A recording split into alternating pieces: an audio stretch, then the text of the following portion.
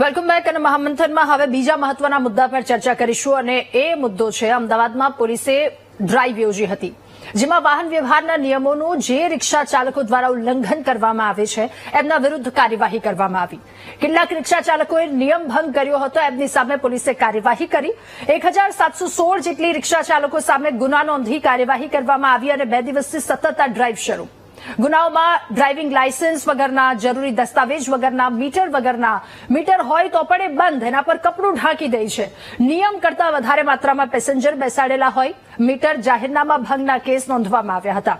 ત્યારે પોલીસની આ કાર્યવાહીના વિરોધમાં રિક્ષા ચાલકો હડતાલ પર ઉતર્યા, જેમાં લોકોને મુશ્કેલીનો સામનો કરવો પડ્યો।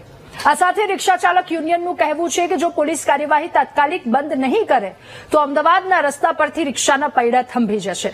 બીજી બાજુ રિક્ષાઓ એવી ચાલી રહી છે, આ એક તરફ હડતાલ, બીજા કેટલાક રિક્ષા ચાલકો જે બેફામ લોકોને લૂંટી રહ્યા છે। આ હડતાલ દરમિયાન કેટલાક રિક્ષા ચાલકો જેમણે ભાડા ડબ્બાલ કરતા પણ વધારે કરી દીધા, જેનાથી લોકો પરેશાન છે। આ એ જ રિક્ષા ચાલકો છે જેઓ ટ્રાફિકના નિયમોના ઉલાળ્યા કરે છે, પૂર ઝડપી રિક્ષા ચલાવે છે, મન ફાવે ત્યાં ગમે તેમ રિક્ષા નાખી દે, જેવા ભાડા તેમના દ્વારા વસૂલવામાં આવ્યા। રોંગ સાઈડમાં રિક્ષા ચલાવતા હોવાથી ટ્રાફિક પોલીસ કડક કાર્યવાહી તેમના પર હાથ ધરી। ત્યારે પોલીસની આ કાર્યવાહીથી રિક્ષા ચાલકો હવે સામાન્ય લોકો પાસેથી ડબલ ભાડું વસૂલી અને લોકોને હેરાન કરી રહ્યા છે। રિક્ષામાં મુસાફરી કરતા લોકોએ પણ આવા રિક્ષા ચાલકો વિરુદ્ધ કડક કાર્યવાહી કરવાની માંગ કરી છે। ત્યારે આ સમસ્યા શું છે, એની પાછળનું સમાધાન શું, યુનિયનની માંગ શું છે અને ત્યાં અલગ એક સત્ય સામે શું આવ્યું છે, આ નારાજગી કેટલી યોગ્ય છે? સવાલ એ પણ કે મીટર વિના ભાડું ઉઘરાવતા રિક્ષા ચાલકોની ચાલતી દાદાગીરીનું શું? ક્ષમતા કરતા જેઓ વધારે મુસાફરોને બેસાડે છે તો એ કામ અને ઉપરથી સેનાજોરી એમના દ્વારા કરવામાં આવે તો આ વાત કેટલી યોગ્ય છે? રિક્ષાવાળા પોલીસ કાર્યવાહીથી કેમ નારાજ છે? આ મુદ્દા પર ચર્ચા કરીશું મહામંથનના આ બીજા મુદ્દામાં।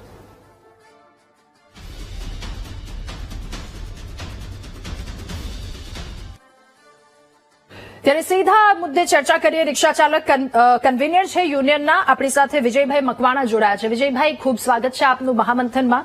વિજયભાઈ, સતત 2 દિવસથી જે કાર્યવાહી કરવામાં આવી રહી છે, હવે 2 રિક્ષા ચાલકો, એ પ્રકારનો વર્ગ કે જેઓ કાયદાકીય રીતે નથી ચાલતા, જેમની પાસે લાયસન્સ નથી, એવી રિક્ષા ઝડપી લેવામાં આવી છે, અથવા તો લોકોને પરેશાન કરતા ગમે એટલા લોકોએ પેસેન્જર બેસાડી દેવામાં આવે છે। આ વાસ્તવિકતા છે, આપ પણ જાણો છો। લોકો પરેશાન થયા છે, ત્રાહિમામ પોકાર્યા છે। એક તરફ પહેલા જે યુનિયન અને તેમના દ્વારા હડતાલ કરવામાં આવી, તો હવે માંગ શું છે, એ કાર્યવાહી શું છે?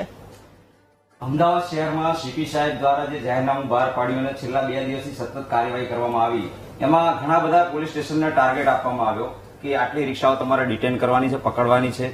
જે ખરેખર કહીએ કે નીતિ નિયમથી ચાલતા ના હોય એવા ડ્રાઈવર ઉપર કાર્યવાહી કરવામાં આવે, એમાં કશો જ વાંધો નથી, કશો વિરોધ નથી, એ થવું જ જોઈએ।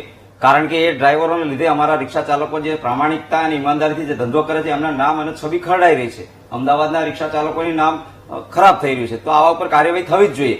પણ ક્યાંક ને ક્યાંક આ 2 દિવસની અંદર અમે જોયું કે જેની અંદર આમના ટાર્ગેટ પૂરા કરવા માટે, પોલીસ સ્ટેશનના ટાર્ગેટ પૂરા કરવા માટે એવા રિક્ષા ચાલકોને પકડવામાં આવે કે જેમની પાસે લાયસન્સ હતું, તેમ છતાં અંદર લખી દીધું મેમો કે પાસે લાયસન્સ નથી અને ગાડી જમા લઈ લીધી, અને ક્યાંક એવા પણ હતા પેપર કમ્પ્લીટ હતા, તેમ છતાં એ લોકોને ગાડી જમા લેવામાં આવી। તો અમારો વિરોધ એ છે કે રિક્ષા ચાલકો રોજી રોટી રળવા માટે રોડ ઉપર આવે છે કે નહીં, ગુનાહિત પ્રવૃત્તિ કરવા માટે? આપે વાત કરીએ એમ કે ઘણા રિક્ષા ચાલકો 100% નામ ખરાબ કરે છે, બધા જાણે છે, પણ 2 નામ ખરાબ કરે, ઘરની અંદર 10 સભ્યો હોય, 2 નામ ખરાબ કરે, આખું ઘર ના ખરાબ કહેવાય? એમ સફરજનના ટોપલામાં 2-3 સફરજન ખરાબ હોય તો આખો ટોપલો ના ખરાબ કરે? તો અમારી માંગ એ છે કે જે પ્રામાણિકતા, ઈમાનદારીથી જે મીટરથી ધંધો કરે છે એમને હેરાનગતિ ભોગવવાની ના આવે। તો આવા રિક્ષા ચાલકો જે સારા લોકો છે એ લોકોને પોલીસ સ્ટેશનમાં એવી ટ્રીટમેન્ટ કરવામાં આવી કે જાણે કે રિક્ષાની અંદર ચરસ, ગાંજો, અફીણ લઈને નીકળ્યા હોય અને બેસાડી દેવામાં આવે અને પછી કે તમારે જામીન લાવો, પછી છોડીએ, આખો દિવસ બગડે। આજે સાંજ પડે 200-500 એને કમાવાના હોય, કમાવાના તો એક બાજુ, ત્યાં જઈએ એટલે જામીન માટે 500-1000 રૂપિયા માંગણી કરે, આખો દિવસ પડે।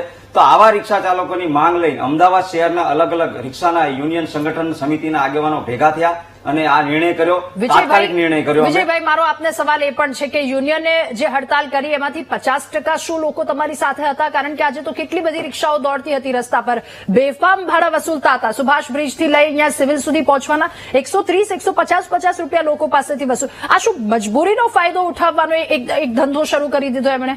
આજે સવારમાં શાકભાજી દૂધવાળા અને ખાસ વર્દીવાળા લોકો નીકળ્યા હશે, પછી સદંતર જોવા જઈએ 9-10 વાગ્યા પછી સદંતર બધી રિક્ષાઓ બંધ રાખી. શોર્ટ ટાઈમમાં હડતાલ આપી હતી એટલે લોકો પેપર વાંચતા ના હોય, ટીવી જોતા ના હોય, એ લોકોને ખ્યાલ ના હોય તો રોડ ઉપર જઈને અમે સમજાવ્યા અને એ લોકોને કીધું કે આજે આપણી માંગ લઈને આપણે ઉભા છીએ તો તમે લોકો બંધ રાખો. તો મોટા ભાગના રિક્ષા ચાલકો જોડાયા હતા, કારણ કે બધા યુનિયનો આમાં સહમત હતા અને બધા યુનિયને પોતાની કામગીરી કરી છે. આપના માધ્યમથી હું તમામ રિક્ષા ચાલકોને ખૂબ ખૂબ આભાર માનીશ એ લોકોનો કે આજે પોતાની રોજીરોટી મજબૂરીમાં આ હડતાલ કઈ અમે શોખના નથી આપતા, કોઈ કારણ એવું છે એટલે જ અમે આપી છે અને એનો લાભ આજે અમને મળ્યો છે કે ડીસીપી સાહેબ, બંને ઝોનના ડીસીપી સાહેબે અમને બોલાવ્યા, અમને સાંભળ્યા.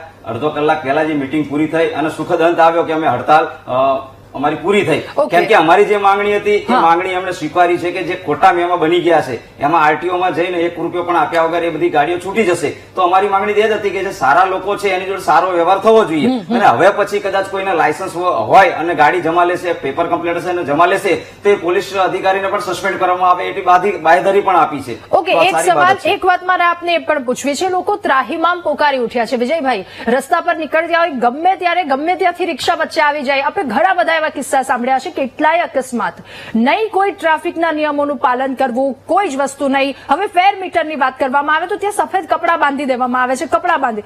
કયા રિક્ષા ચાલક બહુ જ ઓછા હશે કે જે આવી રીતે મીટર વાઇઝ તેમના દ્વારા ભાડું વસૂલવામાં આવતું હશે? તો નિયમોનું પાલન નથી કરવામાં આવતું પછી તો પોલીસ દ્વારા કાર્યવાહી કરવામાં આવશે જ ને. વાત આપે જે કરી મીટરની, આજે અમદાવાદ શહેરની અંદર હું કહું કે કોઈ પણ રિક્ષા ડ્રાઈવર હશે 10 પેસેન્જરમાં 9 પેસેન્જર એવું કહે છે કે કેટલા લેશો. કોઈ દાડ મીટરથી બેસવા તૈયાર જ નથી. સીપી સાહેબના જાહેરનામાના અનુસંધાને મીટર બધાએ લગાયા.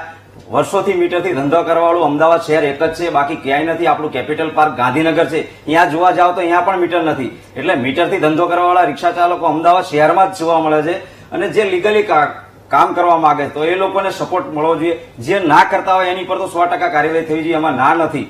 પણ મીટરની અંદર પણ તમે જો ડિજિટલ જે મીટર આપ્યા છે એની યોગ્ય વ્યવસ્થા જ નથી. એનું રિપેરિંગ તમે કરવા જાઓ 2, 5, 10 રૂપિયાની જગ્યાએ 500, 1000 રૂપિયા રિક્ષાવાળા કાંઈ લે. ડિજિટલ મીટર છે એટલે વરસાદના કારણે, ભેજ લગાવવાના કારણે એ લોકોને તકલીફ પડતી હોય છે.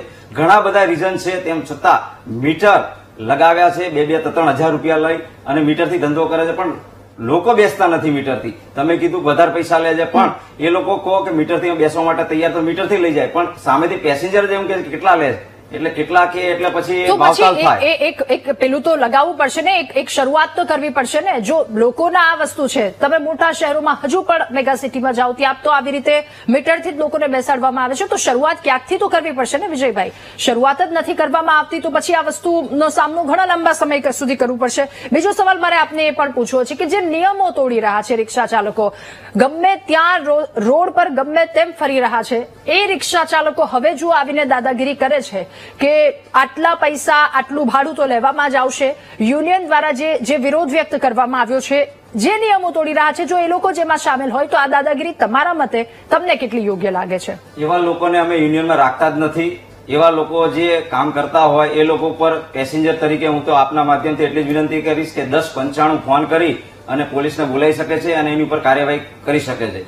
ખાસ કરીને મીટર જે રિક્ષા ભાડાને બાબતે છે કે ભાઈ 100 થતા હોય ને 150 માંગે તો શા માટે 150 આપો છો? મારા ઉપર એવા ઘણા બધા પેસેન્જરના ફોન આવે છે કે ભાઈ આટલું ભાડું થતું, આટલું બધું માગ્યું. તો અમે કહીએ છીએ કે તમે ફરિયાદ કરો, પણ કોઈ ફરિયાદ કરવા તૈયાર જ નથી, કોઈને સમય આપવો જ નથી. તો જ્યાં સુધી તમે આ કરશો નહીં ત્યાં સુધી અટકવાનું નથી. આ ધીરે ધીરે વધતું જશે. આજે 5 વધારે લીધા, કાલે 10 લીધા, કાલે 20 લીધા. પણ સરકારે જયારે નિયમ બનાવ્યો છે કે મિનિમમ ભાડું 20 રૂપિયા અને પર કિલોમીટર 15 રૂપિયા અને એનો રેટ કાઢે છે. બધા રિક્ષા ડ્રાઈવર પાસે રેટ કાર્ડ પણ હોય છે. તો રિક્ષા આપ દ્રશ્યોમાં જોઈ રહ્યા છો, ક્ષમતા કરતા વધારે મુસાફરોને બેસાડ્યા છે. જેની ક્ષમતા છે એની કરતા વધારે બેસાડી દીધા. હવે આમાં અકસ્માત થાય, જીવ જાય તો જવાબદારી કોની?